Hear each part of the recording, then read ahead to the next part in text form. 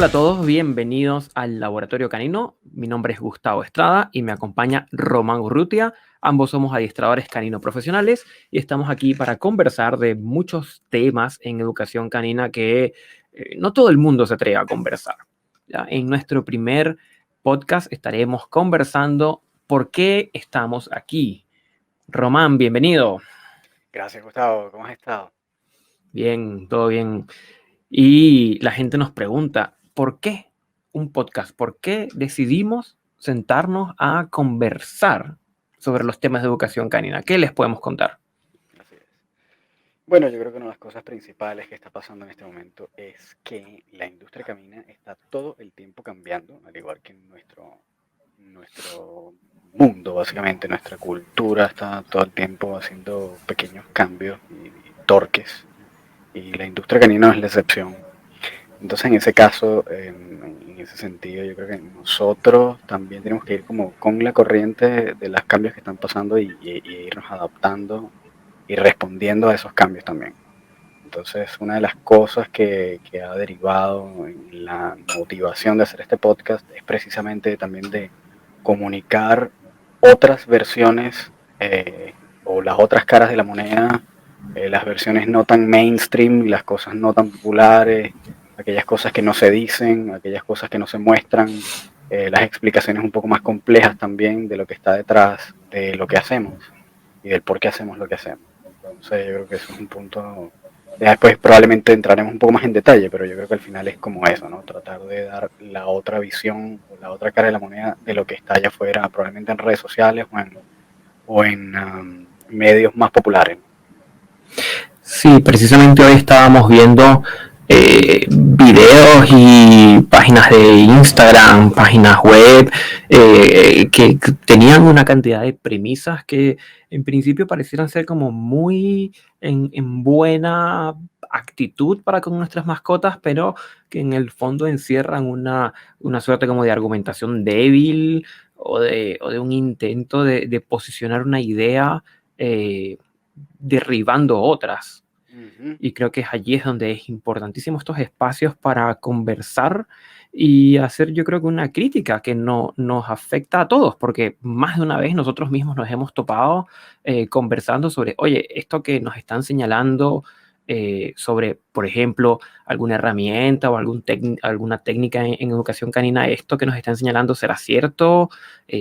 ¿Será falso? ¿Será que lo podemos revisar? Y precisamente estamos en ese proceso de autocrítica y estamos aquí en este espacio para generar como estos cuestionamientos, ¿sí? Exacto.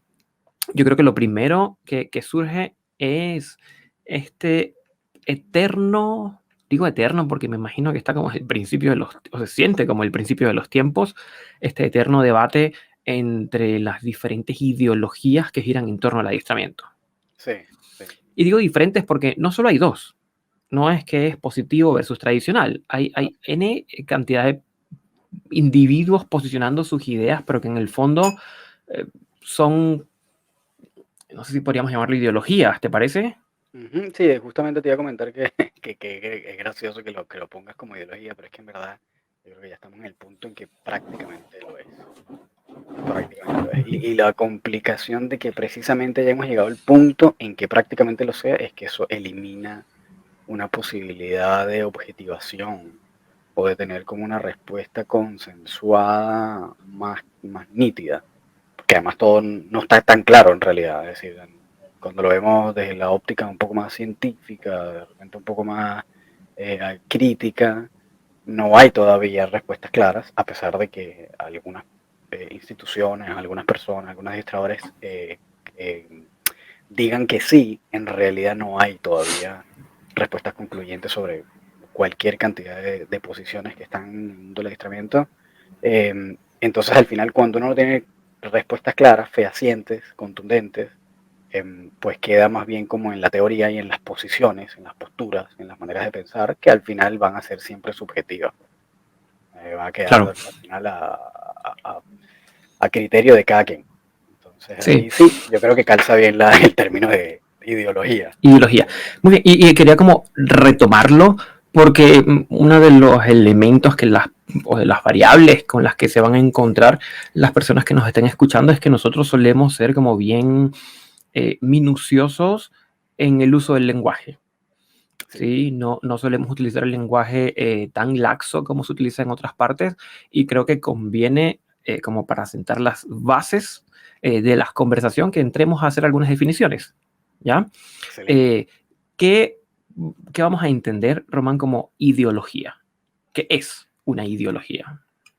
Bueno, el término yo no lo tengo tan claro, así como una definición académica, pero probablemente sea como la postura en defensa de una idea que tenga alguna,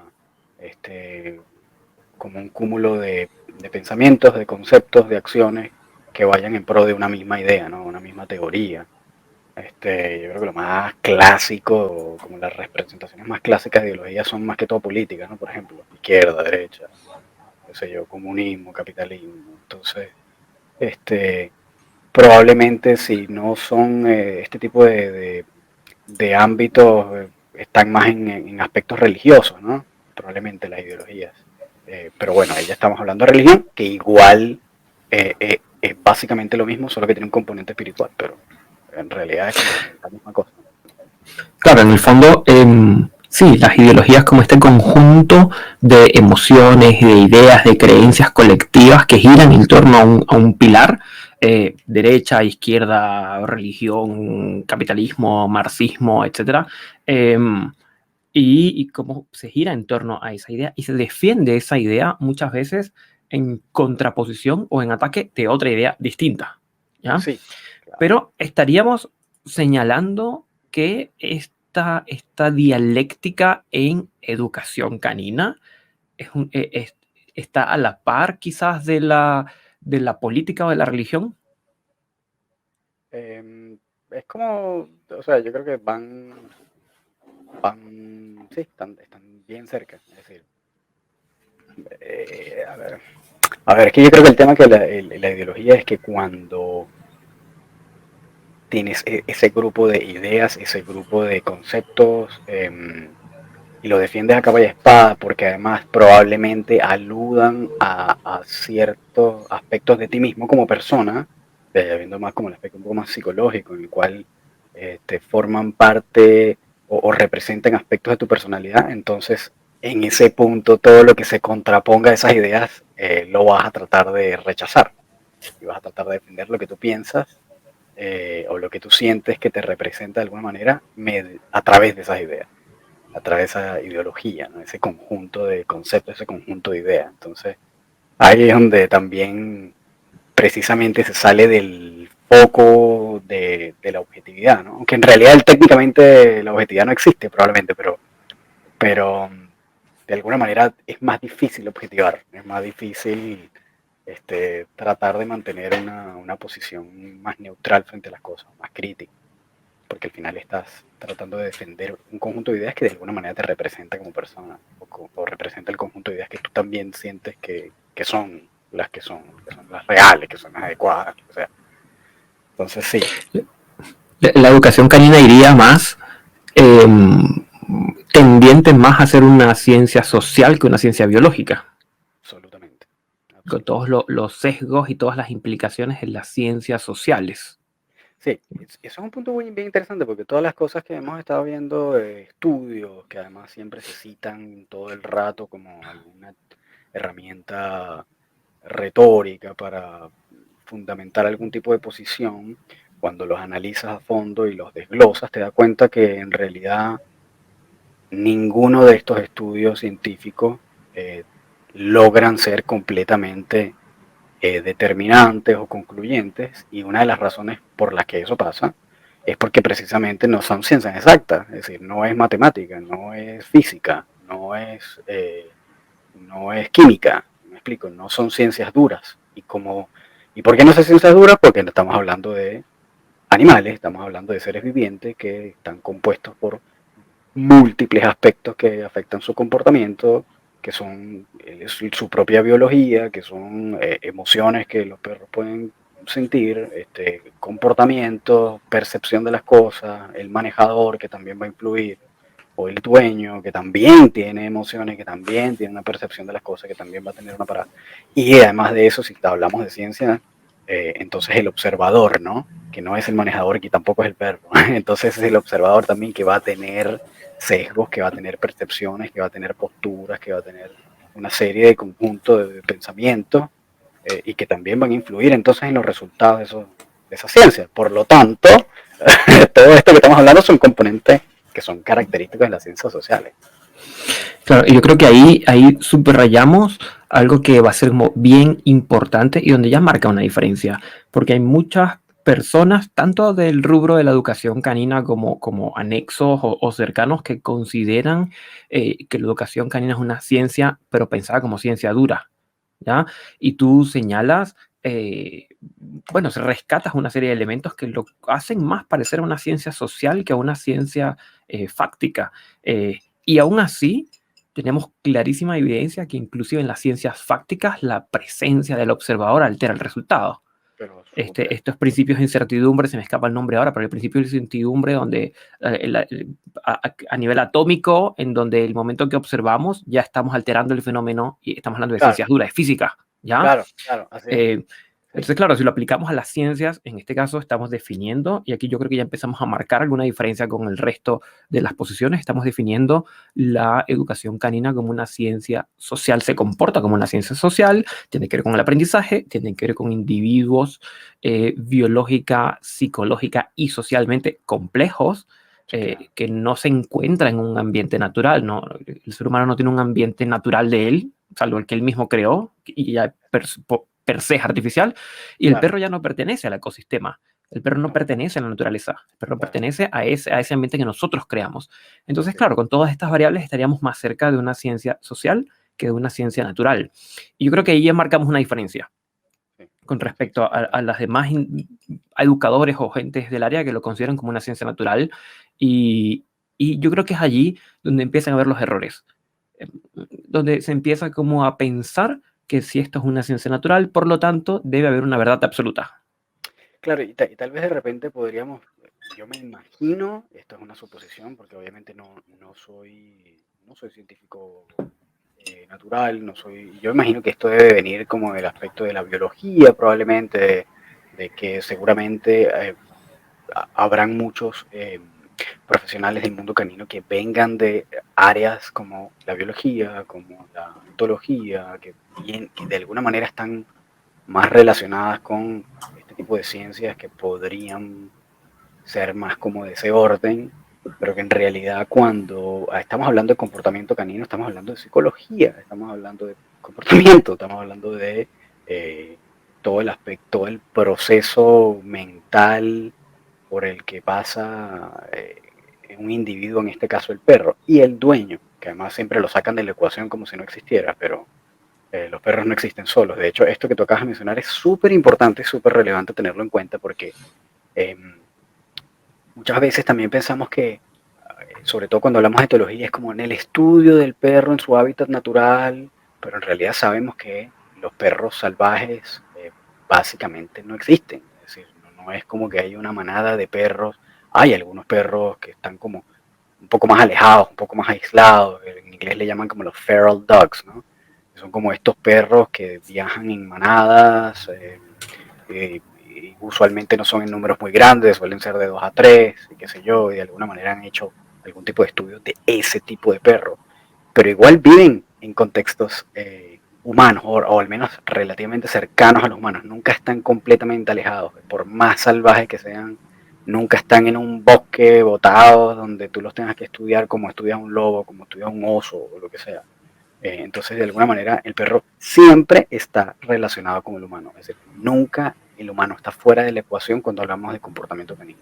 Al menos hasta donde yo he leído, estudiado, no existe esto. Y los pocos estudios que hay sobre ese tipo de perros, de hecho, Latinoamérica es uno de las geografías en donde se han hecho estos estudios que tratan de entender el comportamiento de perros que son como un poco más salvajes, que están como un poco más alejados del mundo humano. Entonces, ciertamente es muy difícil sacar el humano de la ecuación cuando hablamos de perros. Por lo tanto, eh, no lo puedes tratar como una ciencia natural porque prácticamente no lo es. Estamos hablando de muchísimos aspectos, muchísimas variables que afectan el comportamiento del perro y que buena parte de esas variables tienen que ver con el humano. Súper, pero un montón. Entonces, no lo podemos tratar como si fuera biología, no lo podemos tratar como si fuera ciencia, ni matemática, ni física, ni nada de esto. Entonces, de hecho, cuando tú ves la gran mayoría de los estudios que tratan de sacar cualquier conclusión sobre comportamientos caninos, vienen de facultades de psicología en universidades grandes. La gran mayoría están diseñadas en facultades de psicología o vienen de escuelas de psicología de universidades, las que sean. Entonces, al final, estamos hablando de una ciencia social, porque la psicología es una ciencia social. Ni siquiera la economía, que podríamos decir que es como más dura que las demás, estamos hablando de números, etcétera, está todavía dentro del rango de ciencias sociales, porque al final la economía va a hablar sobre el comportamiento de los humanos respecto a recursos, dinero, qué sé yo. Entonces, al final, Claro. Tiene que ver con el comportamiento humano. Sí, un detalle interesante como para hacer la diferencia, que en las ciencias fácticas es posible determinar si ocurre un evento A, entonces ocurre un evento B. ¿Ya? Es decir, las ciencias fácticas tienen esta relación de causalidad, donde puedo determinar un elemento antecede a otro y esta relación va a ocurrir en un porcentaje alto de las veces. Nuevamente, simplemente para darnos cuenta de que eso es ficción, porque recuerdo en estos días en el colisionador estoy haciendo la traducción de tiempo real, pero en el colisionador de CERN en Europa, ¿sí? Que encontraron unas partículas que supuestamente deberían comportarse en una desintegración en muones o en electrones, en fin, un tema como súper técnico, pero ni siquiera a ese nivel ocurre el evento si A entonces B, porque esta partícula se estaba comportando de una manera distinta y afortunadamente en vez de verlo como un error, los científicos lo veían como, oye, qué bueno que no se esté comportando según todas las leyes que hemos propuesto o todos los cálculos porque nos permite seguir estudiando. Claro. Pero es decir, lo que quiero es que, bien, la ciencia fáctica parte del principio de que si A entonces B, entendiendo que es una ilusión, porque ni siquiera en física esto se está encontrando, pero supongamos vamos a quedarnos en este nivel como del siglo XX temprano, en donde la ciencia fáctica se define como si A entonces B, y las ciencias sociales implican que si A y está el contexto y mencionan N cantidad de variables, entonces es probable que ocurra B. Como en la economía. Por ejemplo, si hago una inyección de capital en cierta área y contemplo por lo menos 15, 20, 30 variables, puedo suponer que esto puede ir en cierta dirección o no. Es decir, tampoco es que es... al final terminamos hablando de probabilidades. Totalmente. Más probabilidades que, menos probabilidades que, obviamente. Claro, y yo creo que ahí podemos como sacar, porque yo creo que parte de nuestra labor también va a ser como formar o educar a las personas que nos estén escuchando, como brindarles mayores herramientas cognitivas para hacer frente a la realidad. Está que eso puede ser un diferenciador. Cuando algunos educadores caninos dicen, sí, haces X acción, y esta X acción que hagas siempre el 100% de las veces va asociado con tal consecuencia, parte desde un pensamiento de ciencia fáctica, ¿ya? Que en la biología, por ejemplo, como biología lo entendemos perfectamente. Si dejo al perro sin comer por N cantidad de días, entonces va a perder grasa corporal y puede que se enferme, porque eso es biología, ciencia fáctica. Pero cuando entramos a los elementos psicosociales, si lo dejas sin comer, entonces se va a deteriorar el vínculo, o va a estar resentido, o va a estar menos alegre contigo. Empiezan a ser más bien hipótesis o, si acaso, probabilidades de ocurrencia de algo.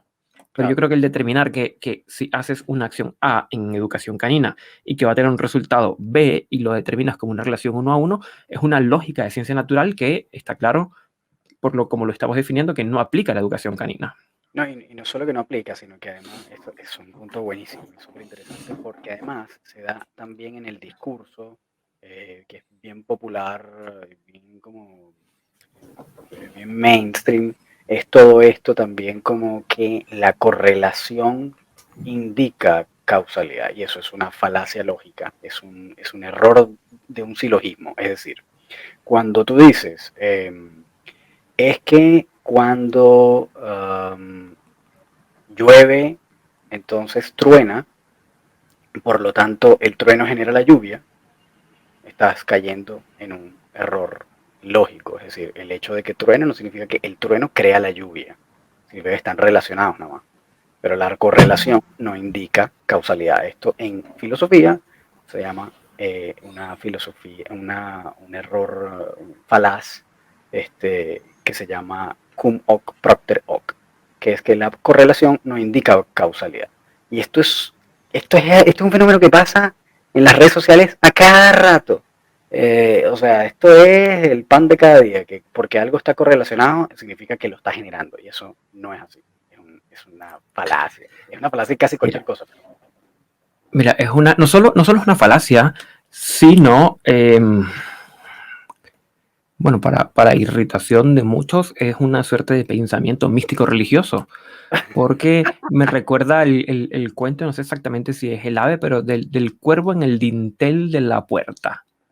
Okay. El tío José estaba muy enfermo, estaba en cama, año 1800, ponte, y esa noche un cuervo se posó en el dintel, se posó, caminó el cuervo en el dintel de la puerta. Y esa noche el tío José falleció. Por lo tanto, esa asociación casual es leída como causalidad. Entonces el cuervo anuncia la Claro. muerte. Y este pensamiento mágico lo tenemos en todos los aspectos de la cultura y es lo que justifica N cantidad de ritos y de cosas por el estilo. Entonces es caer en una suerte de pensamiento místico religioso en donde se están creando asociaciones hay, en donde a través de ver ciertas asociaciones se asumen relaciones de causalidad que son, Ujú. pero francamente inexistentes porque en el momento de ponerlas a prueba, que es lo que se haría en una ciencia, no ocurre. Sí, y además eso, que es un punto importante, es que en buena parte de los estudios, estoy hablando de estudios científicos que traten de alguna manera de tratar de entender algún aspecto del comportamiento canino o del entrenamiento canino, cuando van justamente a tratar de dilucidar qué es lo que está pasando, muchas veces lo que se dan son relaciones casuales, o no sé si decir casuales, pero por lo menos que hay tal vez algún tipo de correlación. Pero cuando esos estudios que arrojan alguna correlación los publican como no sé, en el año tal se publicó tal estudio que indica que hay una correlación entre el estrés del perro y los destrozos, entonces el genera los destrozos.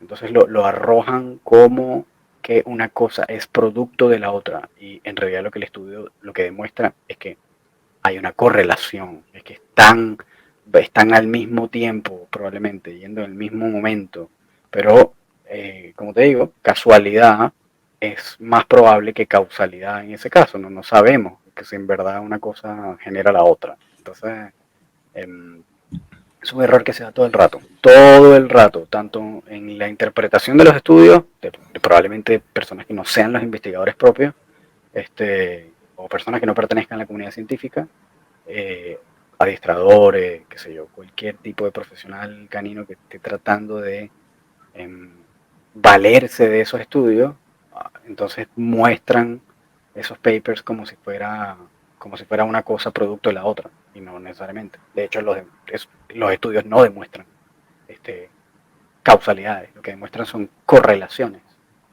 Entonces ahí es donde entramos a un aspecto más retórico, en donde es como la utilización, como la instrumentalización del estudio más que el estudio, o el resultado. Es allí donde la herramienta estudio, o donde el estudio se convierte en una herramienta para defender mi ideología. Uf, muchísimo. El uso, la lectura y el uso que se le da es simplemente para seguir potenciando la ideología. Sí, Que estoy pensando que no es muy distinto al discurso político o al discurso religioso. para nada. Lo que pasa es que simplemente se usa la ciencia como herramienta en este caso. Por lo menos, ¿sabes? Por lo menos es más sincero cuando es ideología o cuando es religión, porque tú sabes que es una creencia, o por lo menos tú sabes que es una posición que probablemente tiene un basamento filosófico que tiene que ver más cómo la persona percibe el mundo, y está bien, eso es súper válido, pero por lo menos tú sabes que viene de ahí. Pero cuando entonces lo tratas de llevar a la ciencia, es un problema porque caes en una contradicción, porque la ciencia en teoría no debería o debería tratar de no tener valores. O sea, los valores morales no son propios de la ciencia, no pertenecen al mundo de la ciencia. La ciencia lo que trata de descubrir es la verdad. Es decir, si algo está relacionado o pertenece a algo o es producto de algo o cómo se crea o cómo se da. Es simplemente la búsqueda del conocimiento, de la verdad. Ahora, todos los aspectos morales que nosotros le podemos arrojar de si algo es bueno o es malo, si está bien o no está bien, si esto es positivo o negativo para alguien o lo que sea, eh, es un aspecto completamente humano en el cual estamos tratando de forzar esa ciencia a nuestras creencias. Y eso es un error. Y no solo que es un error, sino que además hace muchísimo daño a la ciencia misma también. Porque además los científicos, por supuesto, al ser personas, no están exentos de eso. Y eso pasa en cualquier cantidad de industrias, en cualquier cantidad de áreas de la ciencia. No sé, te voy a decir algo bien eh, como popular, no tiene nada que ver, pero por lo menos en el mundo del fitness, que obviamente hay mucha ciencia involucrada, parece que no, la gente tal vez no esté consciente de eso, pero dentro del mundo del fitness, por ejemplo, hay mucha ciencia involucrada, muchas personas que están tratando de entender cómo funciona la nutrición, cómo funciona el tema muscular, cómo se da todo el tema del desarrollo de células, qué sé yo, hay todo un montón de ciencia detrás de eso, pero claro, también hay muchísima, pero muchísima carga de sesgo detrás de las personas que de alguna manera como que manejan o llevan esos estudios hacia donde lo quieren llevar, o sea lo que quieren comunicar. Entonces al final se termina más convirtiendo en una herramienta retórica que una herramienta para encontrar la verdad o conseguir el conocimiento de alguna manera. Y eso es. Claro, sería interesante poder tratar de ubicar en qué momento, porque es decir, estás planteando dos escenarios con los que yo estoy absolutamente de acuerdo. En primer lugar, la ciencia como una disciplina no valórica que lo que busca es el alcance de la realidad o de la verdad, como lo podamos llegar a percibir, ¿sí? Que sería como la ciencia más tradicional, y esta ciencia más contemporánea que está muy matizada de intereses. ¿Ya? Es decir, no es nuevo que por mucho tiempo hubo financiamiento de las tabacaleras a estudios científicos de grandes universidades donde señalaban los beneficios del tabaco, por ejemplo. ¿Ya? Claro. Y de ahí para abajo, muchísimas otras cosas, sin necesidad de caer como en teorías de conspiración. Esto es algo que está pero derechamente demostrado. Y plantearía o me preguntaría en qué momento perdimos el norte como ciencia. ¿En qué momento dejamos de ir en busca de la verdad para ir en busca de o un financiamiento o para tener mayor ingreso o mayor dinero, o posicionar una ideología? Yo no sé cómo se traduce estos estudios que hicieron en 2017-2018, que fueron los Grievous Studies, o sea, no sé cómo se traduce. ¿Cómo lo traducirías tú? Son como los estudios del llanto, no sé, como los estudios Sí, que en el fondo lo que era una serie de artículos científicos falsos, con data falsa, que lo que buscaban era mostrar que la ciencia actual es más llevada por la ideología y por querer posicionar un mensaje que por realmente encontrar la verdad de un hecho. ¿Ya? Es súper interesante ese caso. Es decir, ese tema de los Grievance Studies es súper interesante, y todo eso que sucedió ahí. Además, bueno, los que están escuchando lo pueden, si no, si tienen alguna curiosidad sobre lo que estamos hablando, hay un podcast que es el podcast de Joe Rogan. Ahí pueden encontrar el capítulo de James Lindsay, él está con otro profesor, son dos profesores universitarios, que hablan sobre cómo la comunidad científica está ideologizada, ¿okay? Y cómo esto lo lograron demostrar haciendo estudios eh, sobre temas sociales en el cual presentaban una queja. Eso es lo que significa el Grievance Studies, como estudios sobre las quejas. Estudios que tienen que ver más con temas sociales, que tienen que ver con probablemente aspectos de justicia social, racismo, feminismo, todo este tipo de movimientos que se están dando y que muchas de estas ciencias se han visto de alguna manera influenciadas por estos movimientos y que al final lo que necesitaban estas academias o estos institutos para publicar esos estudios es que presentaran un problema y que ese problema fuese lo suficientemente interesante. Entonces ni siquiera les interesaba, o sea, al final ni siquiera revisaban con rigurosidad si los métodos, si, la, si los materiales estaban bien planteados, era que el tema fuera como relevante o que estuviese como alineado. Tanto fue así que estos papeles o estos papers que estos tipos desarrollaron eran todos falsos. Es decir, ellos lo que ponían eran títulos interesantes con datos, eso sí, probablemente los datos eran reales, como los porcentajes y ese tipo de cosas, como los aspectos cualitativos y cuantitativos, pero los temas eran completamente absurdos.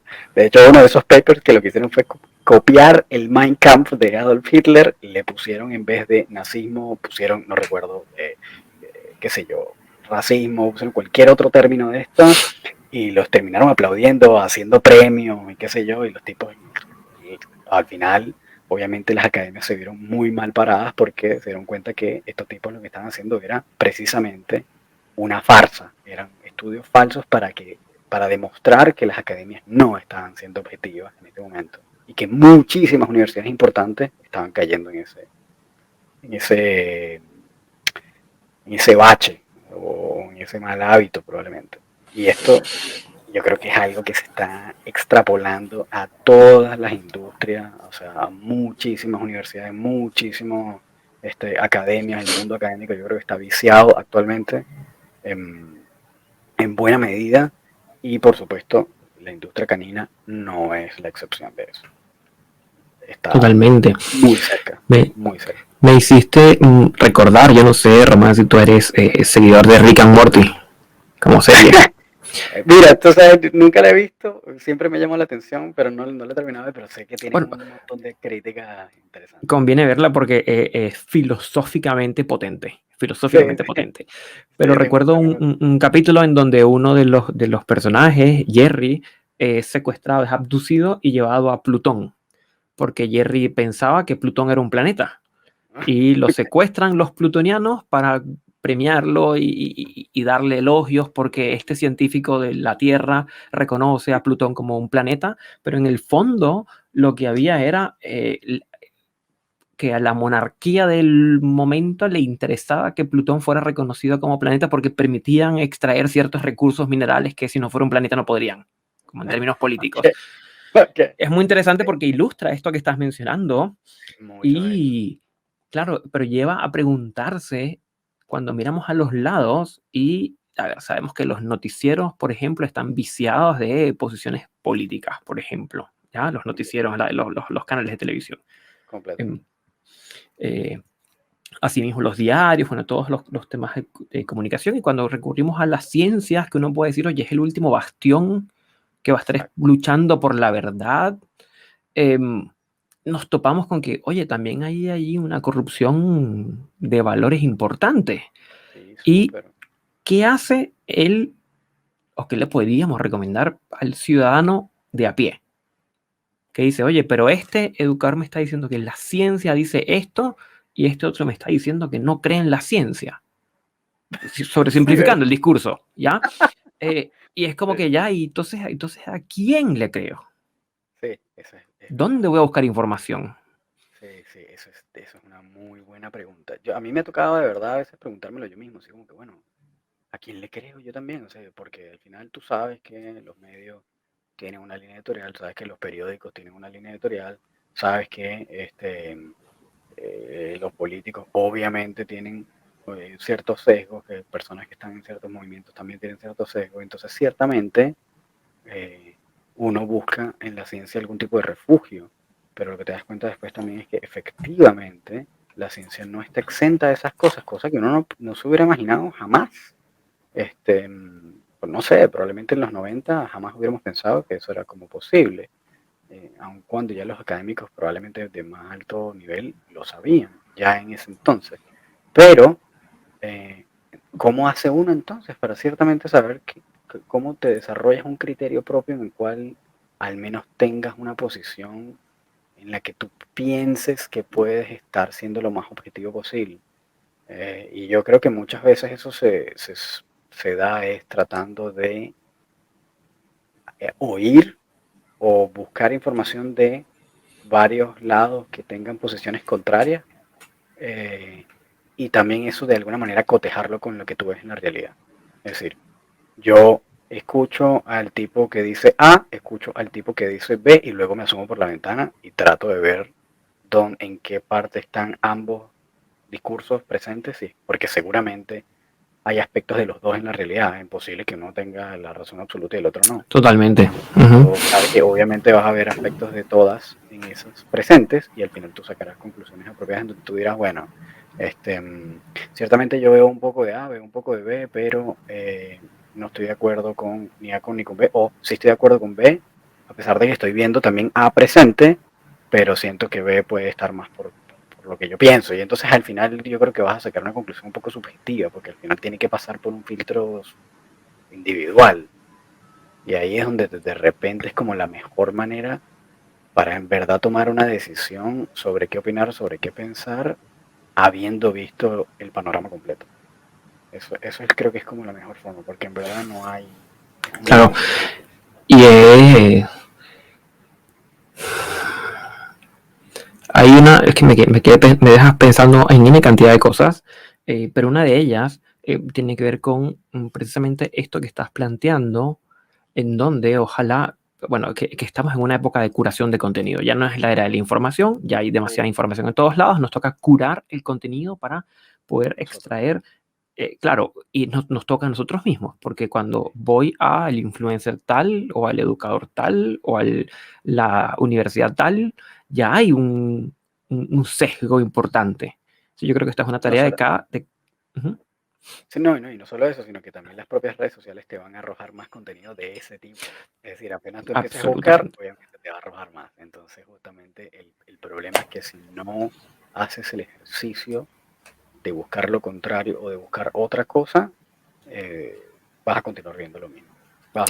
Y entonces se da el fenómeno esto de las cámaras de eco, que es básicamente lo que hacen las redes sociales. Al final es simplemente una cámara de eco. Es escuchar lo que tú mismo piensas, lo que tú mismo buscas, y te lo retroalimenta arrojándote contenido de ese mismo tipo. Entonces, claro. Eso también voy a rescatar eso en un segundo, pero me haces acordar lo siguiente. En estos días en mi cuenta del profesor Canino tenía una publicación que criticaba la eutanasia para los problemas de comportamiento. ¿Ya?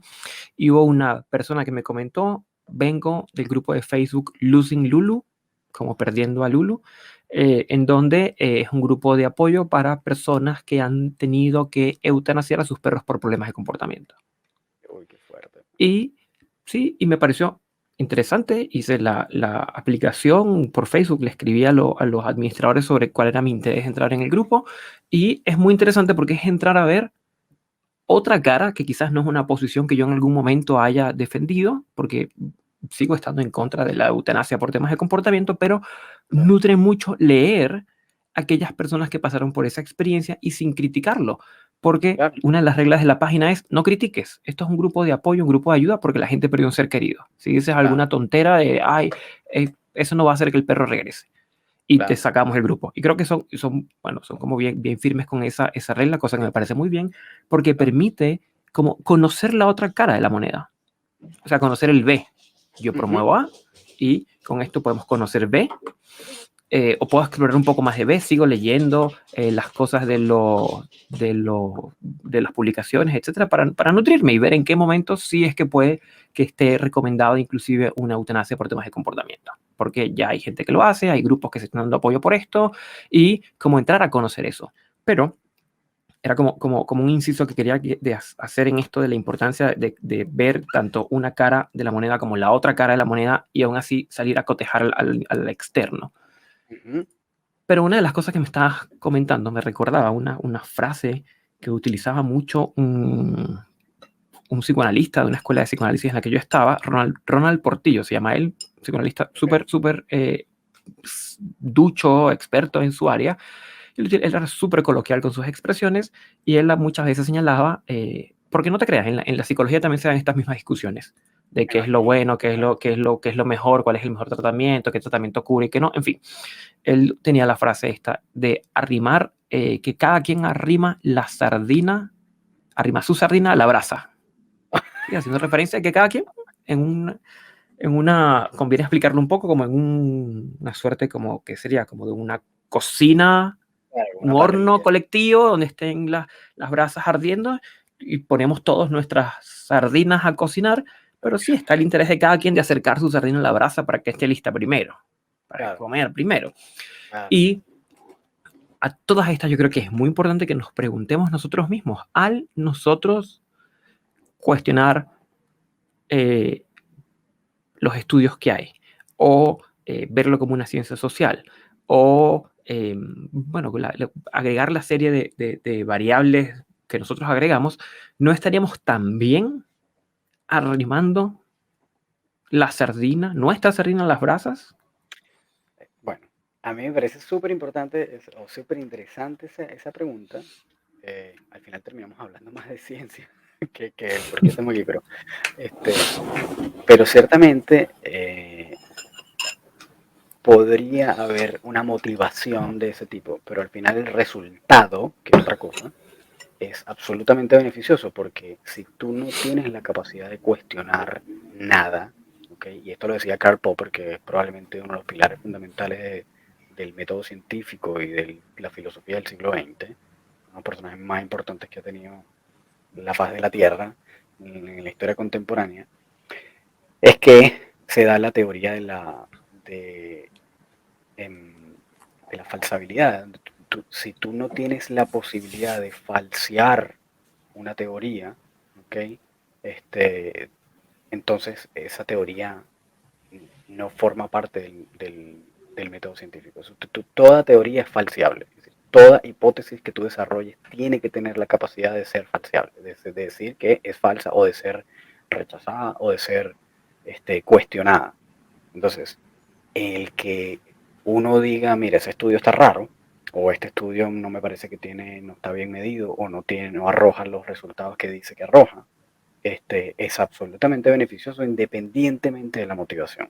Porque tú puedes tener una motivación para, como dices tú, arrimar la sardina tuya a la brasa, pero al final lo que eso te va a ayudar es precisamente a cernir un poco más ese conocimiento. Es como cuando uno cierne la harina a través de un colador, te va a ayudar a, de alguna manera, mejorar la calidad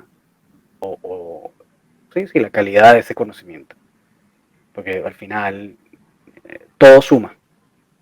¿Me explico? Es decir, no hay nada. Si tú dices, bueno, no, pero es que tú rechazas un paper con otro. No, pero es que yo también tengo este otro. Ya, perfecto. En el momento en que tú ves ambos, perfecto, y los dos están errados, ya sabes que esos dos están errados, ¿me explico? Entonces ya descartaste dos cosas que no son. Por lo tanto, al final todo conocimiento suma, aun cuando esté errado. Entonces, si tú no tienes la posibilidad de indicar, de cuestionar, de dudar de un conocimiento científico, ese conocimiento, esa teoría, no pasa por el método científico. Es decir, uno de los pilares del método científico es que pueda ser cuestionable, es que pueda ser falseable. Entonces, independientemente de la motivación, a mí me parece que es absolutamente beneficioso cuestionárselo, y sea quien sea que lo diga, porque al final también caemos muchísimo en estas falacias también de argumentación lógica, en las cuales aludes únicamente a las instituciones o a una autoridad. Brecundian.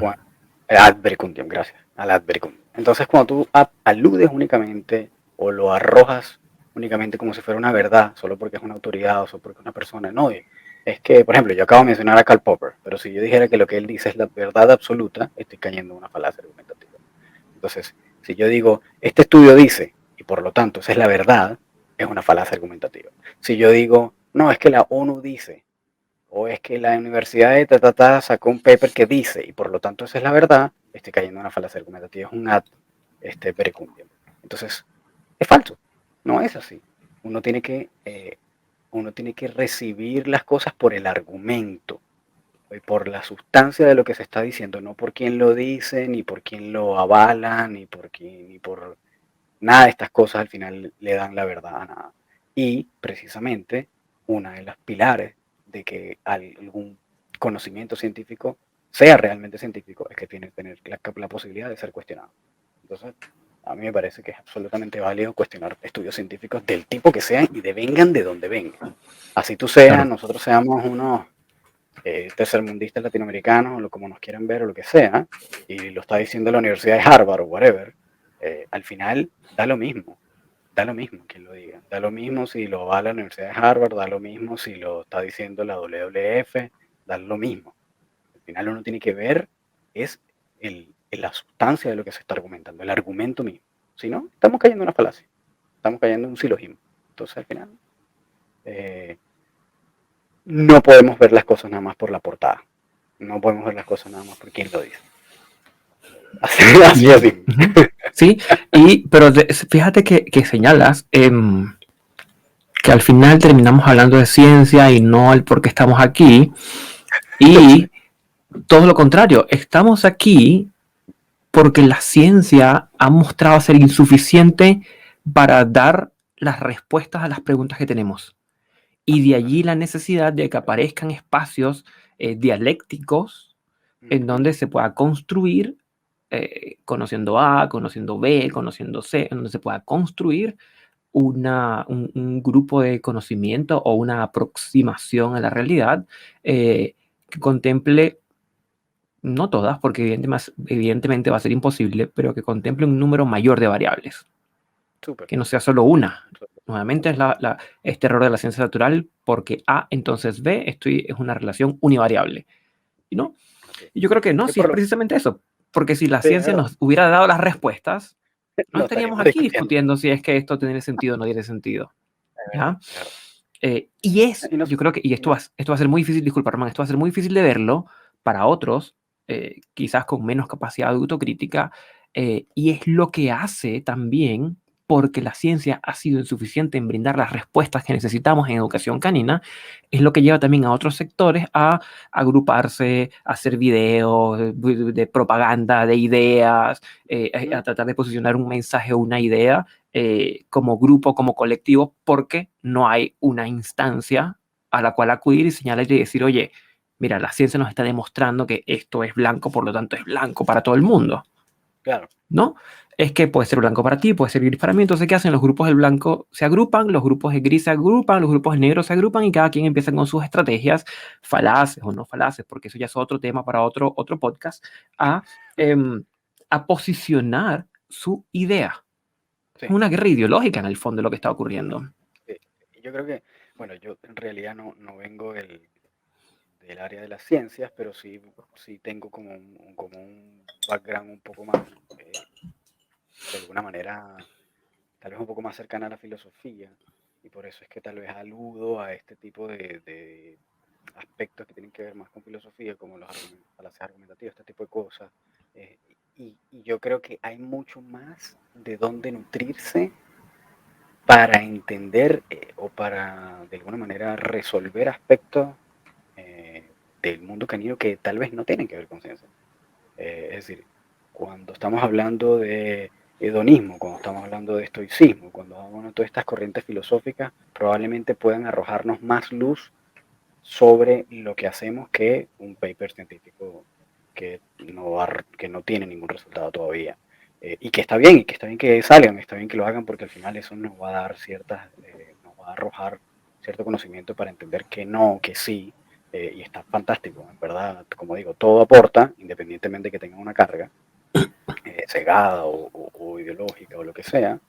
Está bueno que esté, está bueno que exista, está bueno que lo lancen, pero yo creo que hay muchísimas otras áreas del conocimiento de las cuales el adiestramiento y el comportamiento canino se pueden nutrir, y lo he visto. Porque además una de las cosas que pasa, también retomando el tema de la ciencia, es que la ciencia en teoría debería tratar o trata de explicar lo que ya está, lo que existe ahí.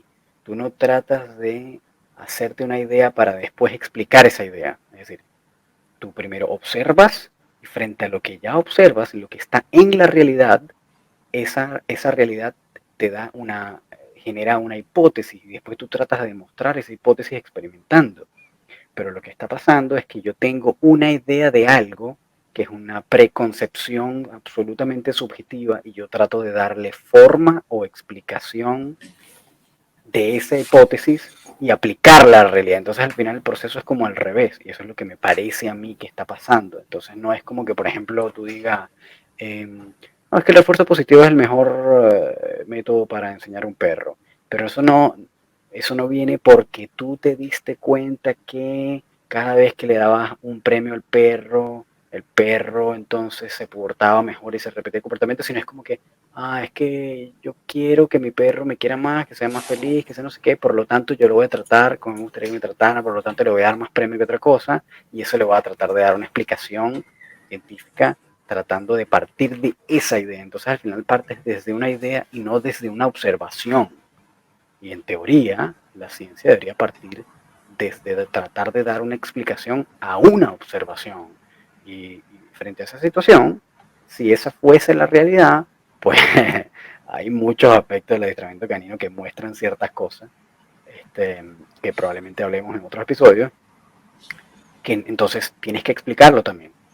¿Cómo explicas entonces que un perro, por ejemplo, y entrando un poco más en detalle, cómo explicas perros que tienen prong collars puesto o collar de adiestramiento o de puntas para aquellos audientes que no entienden o que no saben lo que significa prong collar? Es un collar de puntas que están perfectamente con un lenguaje corporal feliz, donde no ves ningún tipo de estrés en el perro, donde está completamente motivado, donde está completamente balanceado. ¿Cómo le explicas entonces? Eso es una observación. Entonces, si eso es una observación objetiva que tú estás viendo en la realidad empírica y a eso le tratas de dar una explicación mediante una hipótesis, eso es otra cosa. Es otra cosa, pues no estás partiendo de una idea, estás partiendo de una observación. Y eso es lo que debería ser la ciencia, en teoría. Es decir, ese es el camino que debería seguirse. Pero lo que pareciera ser que está pasando es que se está partiendo desde la idea y no desde la observación. Entonces, Yo creo que esto queda clarísimo si uno en ciencias del comportamiento, por llamarlas de algún modo, si uno revisa como toda la metodología o toda la construcción teórica, por ejemplo, de Skinner, ¿ya? Y sus experimentos, versus que, claro, Skinner, derechamente, y se nota en toda su obra, que él partía de observaciones y de observaciones a través del método científico elaboraba hipótesis que iba a contrastar, ¿ya? claro, Freud hacía la misma lógica, solo que con otro orden, con otro objeto de estudio. Observaciones, hipótesis y testeo, ¿ya? Pero es lamentablemente lo que no vemos en, por ejemplo, el estudio del 2020 de Ana Caterina Vieira. Ahí donde derechamente desde el título hay una idea que preordena el estudio y luego es que se va a seleccionar la data, etcétera, que vaya a confirmar mi idea. Es como más ideológico que científico en el fondo. Absolutamente. De hecho, cuando tú ves, y bueno, hay otros autores que tienen este tipo de proceder, hay uno que es una doctora que se llama Karen Overall, que es, bueno, además ella es absolutamente declarada una administradora positivista, que está en contra de cualquier tipo de técnica que no sea exclusivamente positiva. Y tú ves que todos sus estudios, que no son muchos, pero ella sí tiene mucha carga mediática, ha publicado libros, ha publicado, etcétera. Y tú ves que están todos ya preconcebidos con una idea antes de la investigación. Y lo mismo pasa también que con estos estudios, lo puedes ver desde las conclusiones y desde el abstract, que es lo que la gente al final arroja en redes sociales. Ellos no se leen el estudio completo, no desglosan las variables, no desglosan los métodos y materiales, nada de eso. Simplemente agarran el abstract, la conclusión, que además esa conclusión tiene toda una carga subjetiva, súper subjetiva. De hecho, podríamos agarrar un quote ahorita mismo, podríamos buscar el estudio y armar buscar el párrafo y leerlo, y te das cuenta que tiene toda una carga sesgada que además no demuestra lo que el estudio arroja en sus resultados. Usualmente son resultados que no son concluyentes y que dicen en las conclusiones, sí, creemos que, no sé, A es igual a B, pero en realidad tú cuando lees el estudio y dentro del mismo estudio admiten que no hay una conclusión, pero cuando ves el abstract o las conclusiones que van por fuera del estudio, como esa introducción que va por fuera del estudio, que te invita a leer el estudio, sí la tiene. Entonces es como, bueno, Claro, y es que allí tiene, es que es todo el manejo de los journals y todas las revistas científicas, que las publicaciones abiertas al público son pocas. sí, Para acceder a un paper hay que pagar 30 a 40 dólares por estudio. O sea, no es poca cosa, ¿ya? Y claro, es mucho más fácil quedarse solo con el abstract, con el resumen del artículo de investigación, sin entrar a hacer doble clic para analizar la metodología, los números, los hallazgos, etc. Y son raros los estudios que inclusive dejan la data, las hojas de Excel o las hojas de los programas de estadísticos, para que cualquier otro que sepa lo pueda descargar y manejarlo. Son muy pocos cuando se hacen revisiones sistemáticas o cuando se hacen estudios de los estudios. Empieza con una data muy grande. Encontramos 100 estudios. De esos 50 sirven. De esos 50, solo 20 ofrecen acceso directo. Y de esos 20, solo 5 nos permiten tener acceso a la data. Entonces vamos a estudiar esos 5. Así es del último que tú estuviste mostrando de los e-collar. Empieza con un número como de 120 estudios y terminan analizando 8. Porque no se transparenta esto. Claro, exactamente. Y no solo eso, además que no hay tampoco metaanálisis. Es decir, no hay estudios de los estudios.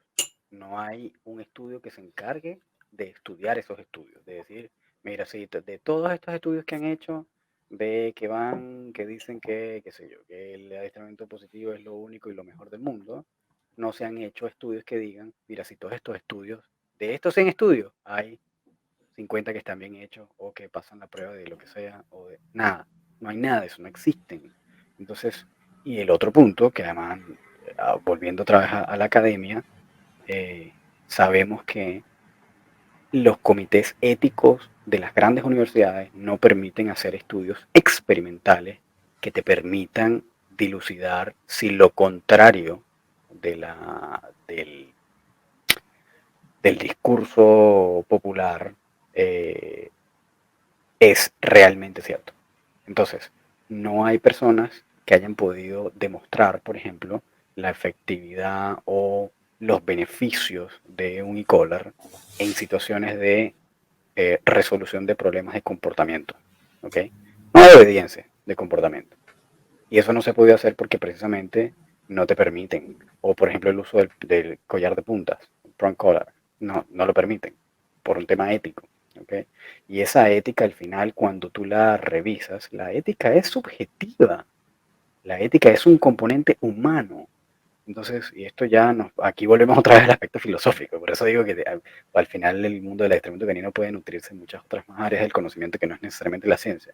Pero cuando tú vas a aspectos éticos, es un tema filosófico.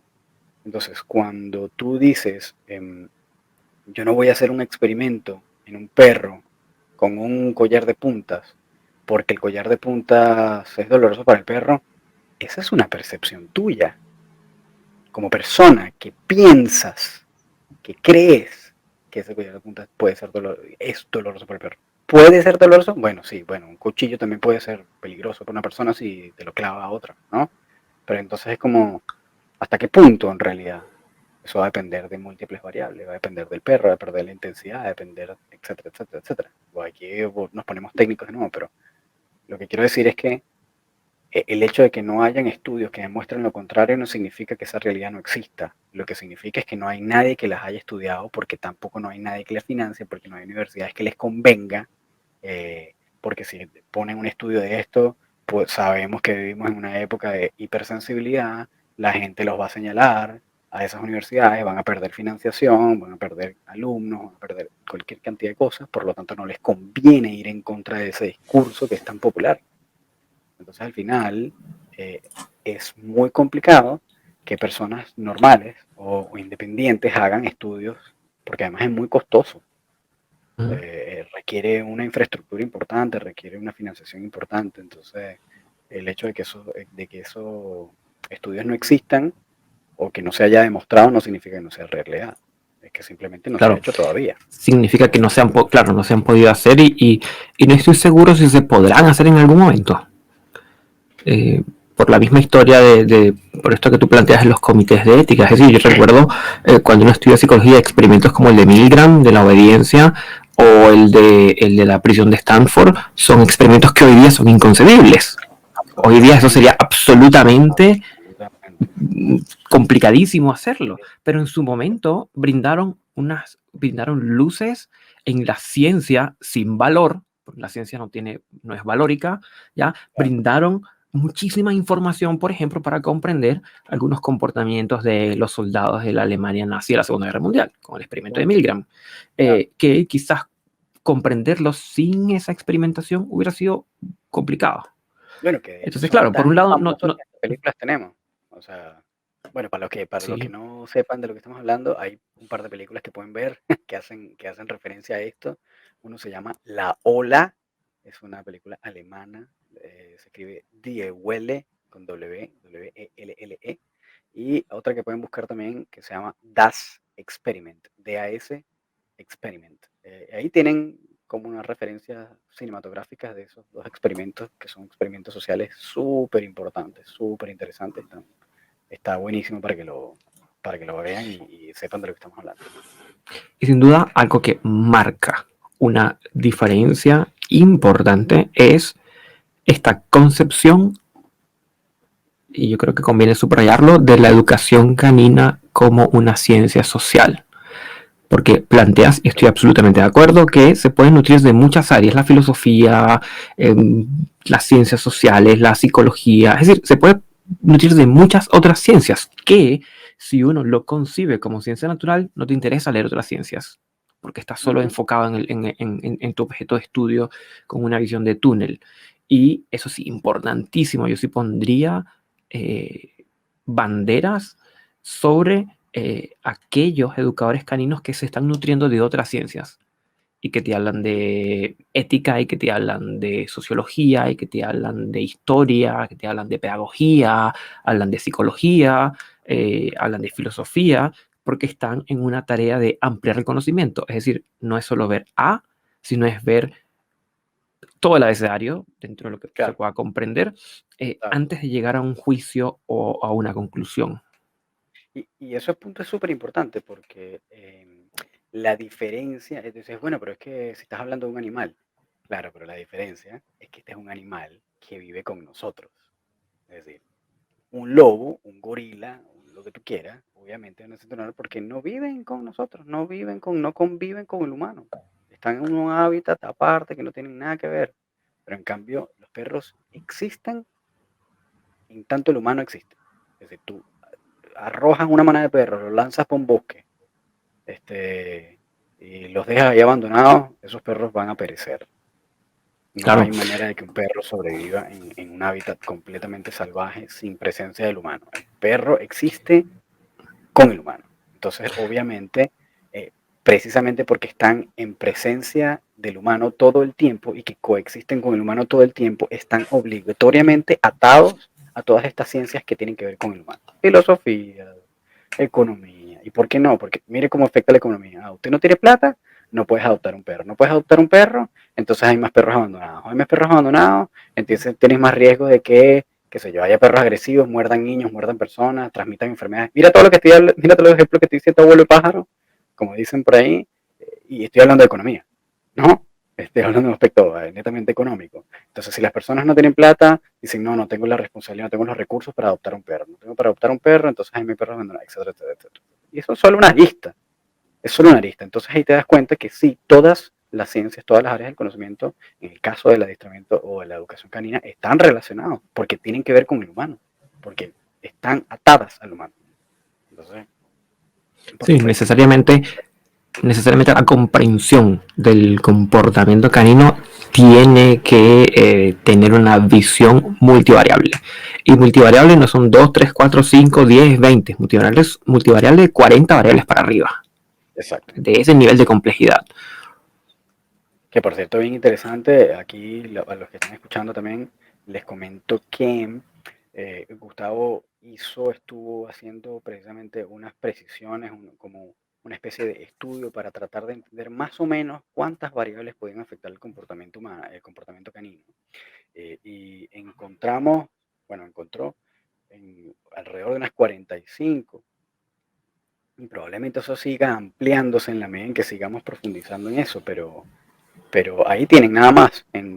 Probablemente no sé cuánto tiempo de trabajo fue eso, Gustavo, una semana, probablemente, en una semana, tal vez más de una semana. ¿Más? No, o sea, un rato largo. Yo vengo pensando el modelo desde que estaba en clase hace un par de años con el primer curso de adiestramiento. Ya bueno, en un par de años encontró 45 variables. Y entonces ahí es donde tienen que ver que probablemente no es nada más salchicha lo que modifica el comportamiento de un perro y amor y cariño. Es decir, hay Sí, cualquier cantidad de cosas que están ahí presentes. efectivamente hay que tener como esta noción abierta del efecto mariposa, de la complejidad de variables es tan grande y en el modelo, que lo pueden ver en mi Instagram, no contempla otras variables como variables ambientales, por ejemplo, porque sabemos que los cambios de temperatura producen cambios en el comportamiento, por esa variable no está considerada. Y así hay N cantidad de variables en donde, sí, al momento de comprender el comportamiento canino, hay variables biológicas, hay variables psicológicas, hay variables sociales, hay variables económicas, hay variables filosóficas, hay variables éticas, hay variables culturales, es decir, es un universo de, Gigante. claro, que no Sí, es imposible reducirlo a si tú miras feo a tu perro, entonces tu perro no te va a querer. Es claro. un pensamiento reduccionista, pero súper Claro, complicado. sí. Para los que quieran revisar esa publicación, está en el Instagram de Gustavo, que es @profesorcanino en Instagram. Ahí él tiene, bueno, tiene que obviamente scrollear un rato para encontrar la publicación, pero ahí pueden ver más o menos el modelo que desarrolló. Bien interesante, está bien interesante para que le echen un ojo cuando puedan. Pero ciertamente yo creo que es absolutamente necesario que tanto los dueños de perros como los adiestradores tengan un pensamiento más crítico y que al final yo creo que ese es el core, el centro del asunto, es que seamos un poco más críticos en nuestro pensamiento, que seamos menos emocionales, que seamos menos ideológicos, que seamos menos subjetivos, que seamos más críticos, que tratemos de ser lo más objetivos posibles, que tratemos de autocuestionarnos las cosas, porque ojo, nosotros, yo hablo por mí en este caso, yo me considero un adiestrador balanceado. Después, en los próximos capítulos, hablaremos más de qué se trata eso, qué significa ese concepto, pero hay adiestradores que trabajan exclusivamente en positivo, que se llaman adiestradores en positivo, están los adiestradores balanceados y los adiestradores tradicionales, que probablemente sean una raza casi extinta. Pero dentro de esa categoría, lo que a mí me parece es que nosotros a cada rato, o al menos yo, y Gustavo sé que también lo hace, estamos todo el tiempo autocuestionándonos si de verdad será que estamos haciendo bien lo que estamos haciendo, será que este es el camino adecuado, será que estas otras personas están diciendo realmente lo que debería ser y lo evaluamos y lo tratamos incluso de experimentarlo, de probarlo, de ver y cuando cotejamos la teoría con la realidad, cuando intentamos, cuando hacemos pruebas, cuando leemos, cuando investigamos, tratamos de sacar propias conclusiones y al final de eso se trata tener pensamiento crítico, de no solo quedarme con lo que me vende la propaganda, de eso no quedarme con el post de Instagram de fulanito, y de no solamente tratar de o de quedarme con el discurso que suene más bonito, porque mucha gente, no necesariamente lo que suene más bonito es lo que necesita mi perro. El hecho de que tú le des caramelo a tu niño todos los días no significa que le estés haciendo bien. Entonces, porque es bonito y porque le guste, porque le vas a caer mejor como papá porque le des todo lo que quiere. Entonces, es importante tener pensamiento crítico, es importante tratar de ver el otro lado de la moneda, incluso si ya tienes una posición clara, y está bien que tengas una posición clara, es decir, es válido, tú dices, mira, ¿sabes qué? Yo no quiero ponerle collar de punta a mi perro, válido, perfecto. Yo como administrador no quiero utilizar tales herramientas, perfecto, pero tú decir, no, esto no es válido, no, esto no existe, no, esto no está bueno, no, esto no sé qué, y ni siquiera entrar a verlo antes de hacer el comentario o antes de definir una opinión, si ni siquiera te lo has puesto, ni siquiera lo has visto, ni siquiera, es decir, es importante hacerse una posición, un pensamiento crítico, al menos dándose la oportunidad de una apertura mental, viendo el otro cara de la moneda. Eso es lo más importante, ver la otra cara de la moneda, tratar de entenderle y después, bueno, tienes una posición, está perfecto. Pero si no la ves, si no la intentas, si no incluso te autocuestionas, eso pues implica que no vas a poder continuar avanzando, tanto en tus conocimientos como si en tu posición, porque incluso hasta para defenderte te sirve. Entonces es importante Claro. que veas todas las caras de la moneda.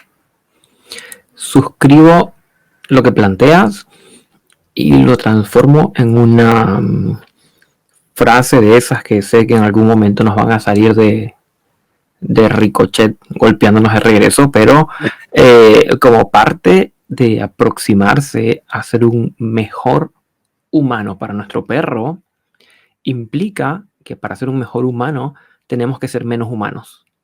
Tenemos que dejar de lado las emociones, tenemos que dejar de lado los pensamientos falaces, tenemos que dejar de lado seguir a las personas por la autoridad que nosotros mismos le otorgamos, y es más desarrollar pensamiento crítico, pensamiento cuestionador, pensamiento que ponga en tela de juicio todas y cada una de las verdades que al día de hoy tenemos enfrente. Claro. Sí, suena paradójico, pero creo que es importante. Y de allí estaremos Román y yo en este espacio formulándonos las preguntas, cuestionándonos los conocimientos, entrevistando personas que piensen igual, diferente, opuestos a nosotros, porque es allí donde está lo rico de precisamente la generación del conocimiento. Poderte sentar a conversar con alguien que piense distinto y que en ningún momento va a ser ni nosotros convencerlos a ellos, ni que ellos nos convenzan a nosotros. Es conversemos, conozcamos los argumentos de parte y parte, y en función de eso saldrá una tercera realidad, que no es ni la nuestra ni la de la otra persona, sino otro nuevo conocimiento. Entonces aquí estaremos, ojalá con una frecuencia semanal. Ojalá. ¿Cierto? Muy bien. Con el fin de seguir profundizando y dándole vueltas a estos temas. Perfecto, sí, yo estoy completamente de acuerdo y bueno, ya creo que estamos como por amarrar este podcast, por envolverlo, darle las gracias a todos por estar escuchando. Síganos